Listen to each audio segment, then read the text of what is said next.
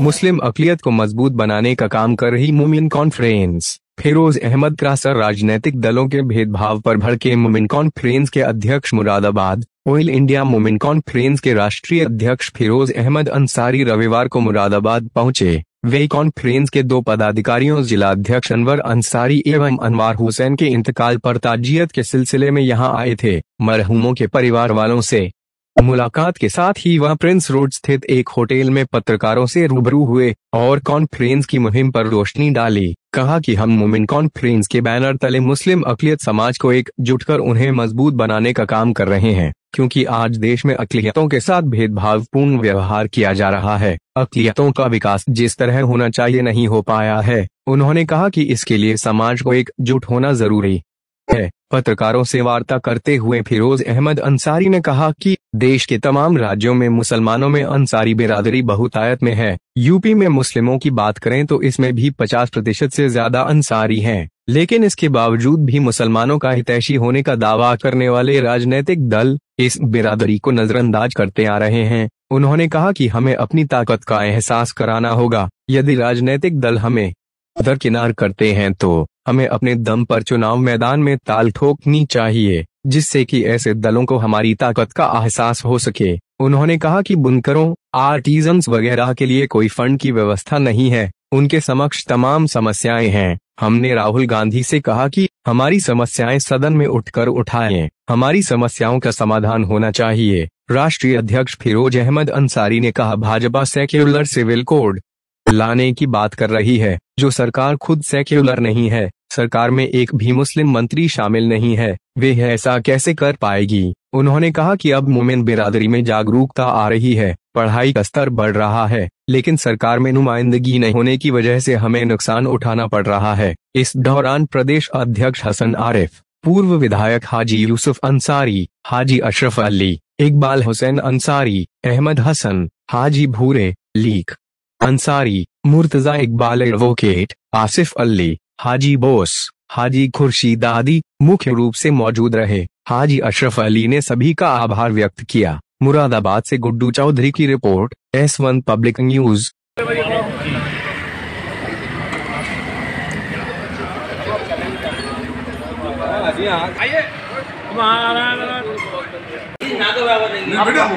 अभी तुम देख लो, अभी चुनाव आ रहा है, अभी जहाँ तुम लोग टिकट मांगोगे, एक अंसारी मांगना शुरू हो जाए, 6 अंसारी का टिकट के पहले नंबर बनाया जाए प्लान के कुछ तय करने वाले पूरे हिंदुस्तान। अब रामपुर में क्या समझ रहे हो आप?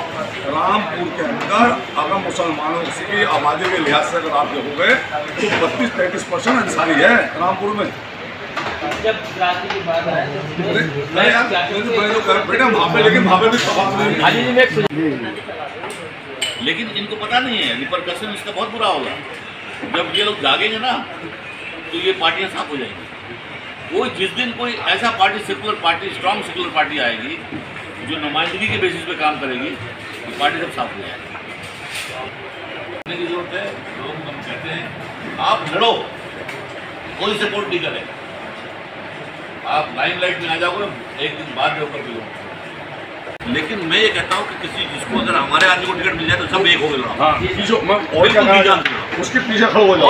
और मैं बोलता हूँ, हर जगह ये बात कहता हूँ कि देखो घी का लड्डू टेढ़ा ही चाहिए। हमारा आदमी खराब है, अच्छा है, वो जीतेगा तो अपने रिश्तेदारों का भी करेगा, तो अपने लोगों को करने दो, लेकिन उसको मदद।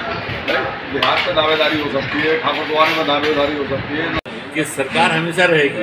पार्टी हमारी या हम गठबंधन सरकार में वो एक अलग, मैंने वही कहा, गठबंधन का सपोर्ट करते हैं कि उनकी सरकार नहीं है। वो जो है वो उसका ये है कि हमारा काम जो भी सरकार में होगी उससे हमारा मांग कंटिन्यूअस जारी रहेगा। उससे अपनी बातें कहना हमारा, चाहे कोई आइडियोलॉजी हो, कोई पार्टी हो, कोई फ्लैग हो, उससे मतलब नहीं हमारा। जो अंसारियों का, बुनकरों का, दस्तकारों का, आपको जो पीतल के जो नगरी में जो वहाँ के लोग काम कर रहे हैं, उनका जो प्रॉब्लम्स है, गवर्नमेंट कोई भी रहे, हम उससे अपनी बात रहेंगे। हमारी बात अभी जो आप जी राहुल जी जो अभी पद यात्रा में निकले थे, भारत जोड़ो यात्रा में, वहाँ पे हम पूरे एक दिन पूरे उनके साथ थे बुरहानपुर में, और हमने पावर लूम को रोड पे लगवा दिया था, और रोड पे लोगों ने चला करके सब देखा उन्होंने बहुत, और काफ़ी भीड़ थी उसमें। हम लोग बल्कि साथ में खाना वाना भी खाए, सब बात भी हुई। हमने उनसे एक ही बात कहा कि आपकी जब सरकार रही तो बहुत सब्सिडी भी हुआ, बहुत सारे स्कीम्स भी आए अच्छे और बहुत सारे जो आपको लोन थे उसको वेव किया गया। आपके सरकार के जाने के बाद हैंडलूम का बिल्कुल अनाथ हो गया, जैसे लगता है कि उसकी तरफ कोई देखने वाला नहीं है। और मैं आपको बताऊंगा, स्मृति ईरानी जब मंत्री थी तो हमारे एक बहुत जानने वाले, बहुत करीबी जानने वाले वहाँ चेन्नई में उनका रहाइश है, लेकिन हिंदुस्तान के बहुत बड़े जो है ना एक तरह से कमीशन एजेंट हैं जो गवर्नमेंट के लिए फ़ंड लाते हैं बाहर कंट्रीज से, यूनाइटेड नेशन से, WHO से।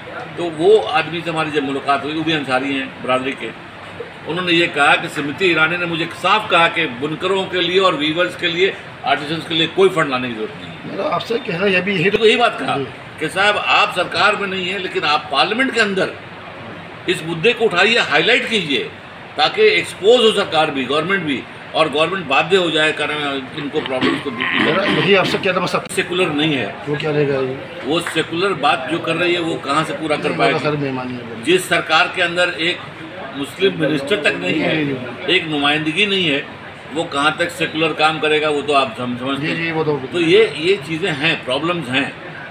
S1 Public News. Subscribe my YouTube channel and press the bell icon.